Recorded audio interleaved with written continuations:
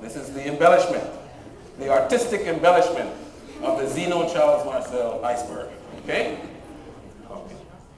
Now, any self-respecting iceberg has to find itself in water. Okay? I've never seen an iceberg on dry land. So I'm going to put some water here. What do you think about that? Maybe I should have done it in blue. That would be more realistic. Let me go. Blue. Okay? Okay, there we go. We have some blue water here. Now, one of the things about icebergs they tell us is that how much of the iceberg is above water? 10%. It's a little bit. See, there's no such thing as a little iceberg. You know, if you're in a ship and somebody says, oh, look at that cute little iceberg over there, you beware. Okay? I don't think cute about that. There's stuff that you're not seeing that's under the water. Now, we're going to use this as a metaphor for how we deal with things and partly our health. Okay? The tip of the iceberg is our health status, our state of health at this point. It's like a snapshot, not a video. You go to the doctor asks you some questions. You go to the nurse practitioner, they ask you some questions. You go to the physician assistant, they ask you some questions. They have a database, right? And they take a picture, and somebody can tell you today, okay, this is how you are today. Here's a picture, right? But I know that you know that sometimes the picture is good, but the video is better. For instance, you came back from vacation. Now, you need to know, my wife loves pictures. Every so often, somebody comes by and we open up the album. Yeah, we still have albums. Can you believe that? Right? And they start going through pictures, and it's, going down memory lane, looking at these pictures. But then when you look at vacation pictures, think about it. You might be with friends who were on the vacation, and they say, oh, look at that. And somebody says, remember what we did right after this picture? You guys know what I'm talking about? Right? But you don't have a picture of that. All you have a picture of is what is right there. But everybody remembers, oh, we did this and we did that, and okay. But it's not there in the picture. You see, when we take a picture medically, health-wise, we're taking a snapshot, how things are at this moment, but then there's the issue of what's going to happen afterwards. You get the idea? So looking at the health status, which is what we can see at the moment, health status, I'll just put HS for abbreviation. Looking at the health status, it tells you how things are going now, but really, it doesn't tell you all the picture about what goes on afterwards. You know, I teach medicine. I've been involved in this thing for now over 30 years. And we still do not have a class in medical school called medical prognosis. We have class in medical diagnosis, but none in prognosis. Prognosis is something that you learn over time, looking at the literature and seeing how people with a particular disease, how they do. We don't have a class in this. We can't tell the future. But the way to tell what's going to happen in the future is you have to look beyond and behind what's on the surface. So you ask questions about the people's habits. Okay? Well, what's going on with them? So if you can get an idea about their habits,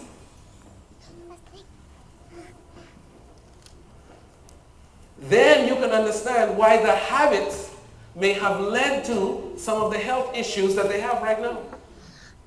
You get the idea? So we do, in our history taking, we find out about what the person really does, how they relate to this, what have they been doing, and that helps us in coming up with the diagnosis that's current. But I can tell you this, if you keep on doing what you're doing, you will keep on getting what you got. How's that sound? Does that sound like sound reasoning to you? You keep on doing what you're doing, you keep on getting what you got. This is how it is. So, if walking in this way produced this disease, keep on walking in this way, you will continue with that problem. See? It means that somewhere along the line you're going to have to make a change, right? habits. Now we talked here before when we were on our during the seminar that I gave on love earlier this year. We talked about a situation where some young folk had gotten married and they had an argument. I don't know, some of you may remember the argument. But the argument was over the toothpaste. You guys remember that story? I'm not going to tell the whole story. But these young people had gotten into an issue on their honeymoon over what they were going to do with the toothpaste. They've never had any arguments before. But he wanted to make sure the toothpaste was capped and squeezed from the bottom, and she felt that this was completely unnecessary. So they argued over the toothpaste. Well, you see, what they were arguing over was a habit in there that they had been brought up with. They had two different sets of habits. So I want to ask you, where do you get your habits from? Your lifestyle habits, where do they come from? Somewhere they come from. You see, you might say, this is how we did it in our home. And you got some habits from home. But there is no one who does everything exactly the way they did it at home. True or false? All right. As you grow up, you take some things from home with you, and there's some things that you leave behind. But you take habits from home. Now, not just home, you may have a neighborhood that does things a particular way. So, you know, you do it this way, the habit, and in this neighborhood, this is how it's done. In New York, when I lived in New York, there were things in different neighborhoods that they were done very differently. That's just how it was. But then, you go from neighborhood, and you go to, let's say the state. Okay? In New York, it's done this way. In Texas, it's done another way. As a matter of fact, in Texas, they say you either do it one of two ways. You do it the Texas way, or you do it the wrong way. Okay? So, in Texas, it may be done another way. And in California, well, they don't do that at all. That might be how it is. So different parts of the country, different states, they do things differently. As a matter of fact, there's some things that are done north of the border one way and south of the border another way.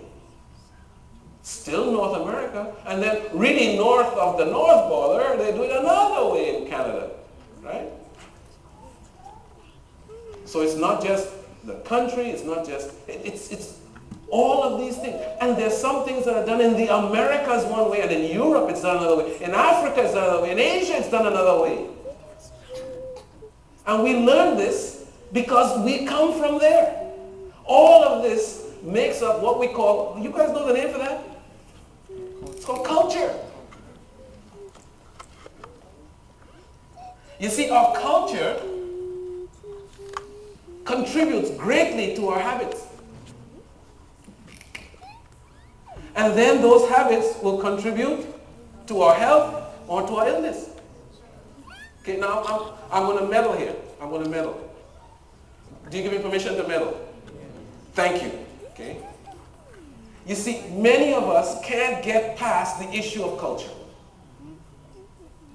And I'm going to tell you, if we're looking to make a change, it's something we have to face and overcome. Why? Because if we are truly preparing for heaven, there's only one culture that we really, really need to be interested in. And that's the culture of heaven. Now, the kingdom of God is not eating and drinking. We discussed that this morning. It's not eating and drinking. It's about something much bigger. It's about shalom. But we are living in this life on our way to heaven. Remember, health is as much a journey as it is a destination. Okay? So on that journey, it means that there are some things that we have to leave behind because they're not helpful, they are harmful. You get the idea? And your culture can give you an advantage because it might give you automatically some habits that are good. But it also can give you automatically some habits that are not so good. Now, whether you believe that chili peppers are good or bad, chili are good or bad, helpful or harmful, that's not the discussion right now. I'm going to tell you that there are people that I know who cannot eat without putting chili peppers in their food. That's what I can tell you. And you ask them, why do you do this? And they say, I've always done it. Now, I'll tell you something. Some of this is not genetic, but it's very close.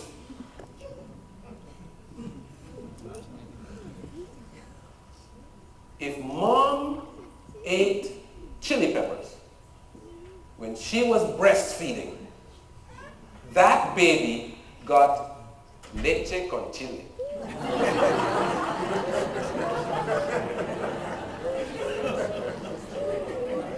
That's how it is. Okay?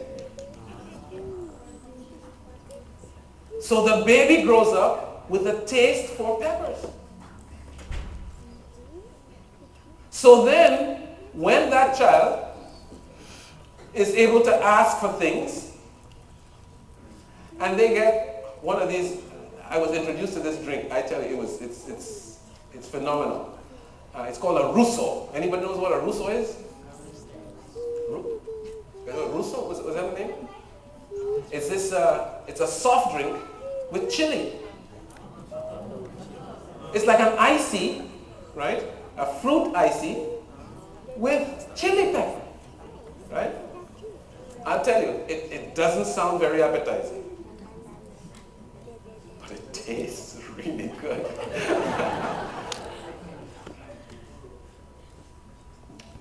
They put this stuff together, and it's with chili, right? As a matter of fact, anything you can put chili on, they put chili on, right? Why? It's part of their culture. And so, if you tell somebody, don't do this, it's an affront to all they have had. What do you mean? Okay? What do you mean?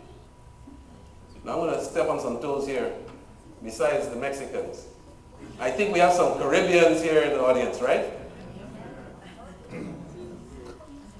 Nah, I'm not going to step on the Caribbean. I'm going to go to a little bit further away. Let's go to the Philippines.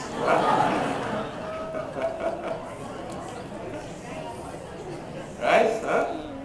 Okay. I'm going to ask you, are you born with white rice tied around your neck? Yeah. Okay.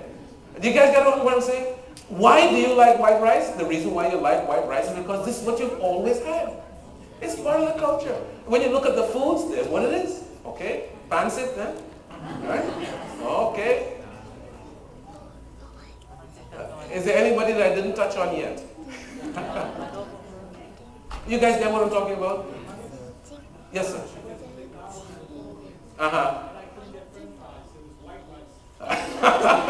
No French fries in the McDonald's in the Philippines, but you can get white rice there. Okay? Think about that. No, listen guys. This thing about culture is really, really important, and it's really deep. You have to face it. We all have to face it. And we have to make a decision. Which culture are we going to adopt? Are we going to be tied down to the things in our culture that do not help us but can hurt us?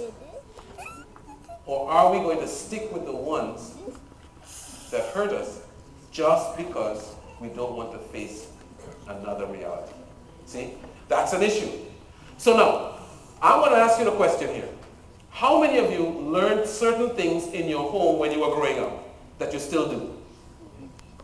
You learned in your home when you're growing up and you still